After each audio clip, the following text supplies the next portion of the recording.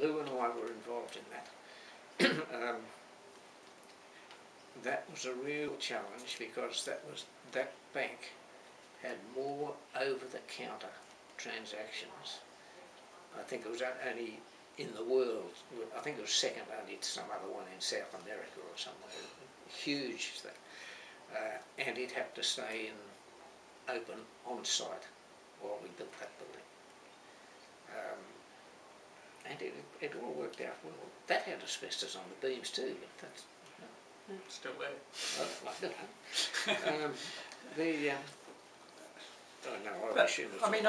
I've always liked that building, and I thought that it was very nicely resolved in every way. Yes, yeah. And who takes the credit for that? Basically Lou. But I was very closely involved because I built the model of it.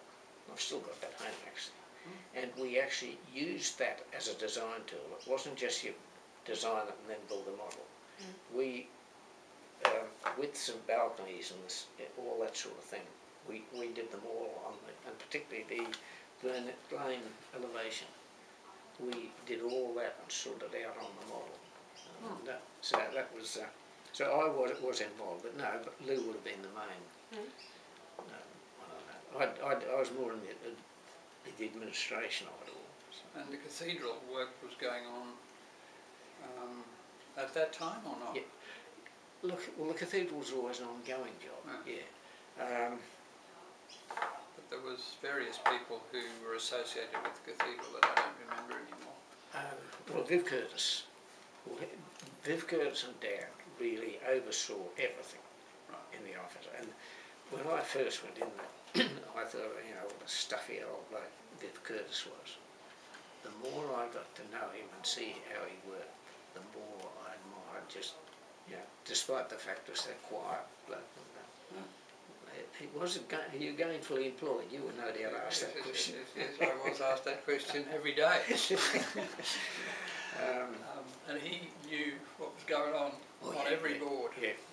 This fellow would go and sit down at every board and look and ask everyone, are you gainfully employed? It became a real, with the most lovely, you know, sincere bloke you could get. Dad, Mr. Conrad was always closely involved with the cathedral, but then he was out of the office for years. I more or less did a lot of the hack work. I didn't do any of the drafting for the extensions. That had all been done. Me and Charlton, I think Danny did some of it. But I took over, I rewrote the specs and did all the contract administration. And the looking after the maintenance with Conrad and Gargett. That was where Macleay became involved with the cathedral back in 1970. I think he took about 10 months to answer the letter. It was quite funny, but after his appointment. But it was the cracks in the East End started within 5-10 years of that building being built. We don't believe it's anything to do with the cliff. You said it was thermal in your document here. You said it was because of the temperature rise. Well, we put Colin Barnett. Yes. Well, Colin and I used to go up into the on top of the vaulting and the things. It's so filthy up there. And I'd arranged for the university engineering people to put dial gauges reading 1/1000 of an inch up in across the cracks. Put a little metal angle and that's when we realised it had opened during the day and then closed at night.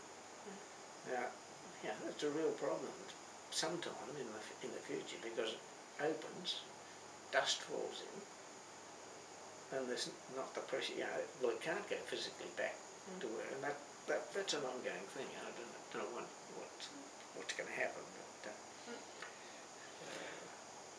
Well, the MLC building, I remember when I started there, was under construction.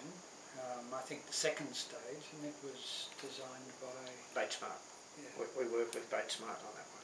And was it identical to others that they built and designed? I had the idea it was, I but I'm think not it sure. was a pretty standard one, yeah. Those precast, actually it's quite surprising those precast fins have lasted. They're still there. Because they're really, no, we work with them on that. Don't know when, this is probably outside the period, but And then, Dad, just working with Southern people, Dad got a phone call. Would you have known Shirley Court? yes, Yeah, right. Well, she was on the switch. Dad got back from lunch, and Mr. Gargett, there was a call from Melbourne, wanting to know if the office would be interested in being architects for the Age new building for the Age newspaper. Now, Dad even rang the telephone exchange to make sure it was a genuine trunk-line call and not someone pulling his leg. But we finished. We worked with Godfrey Spowers, because there was a very big family, close family tie with the Age newspaper family.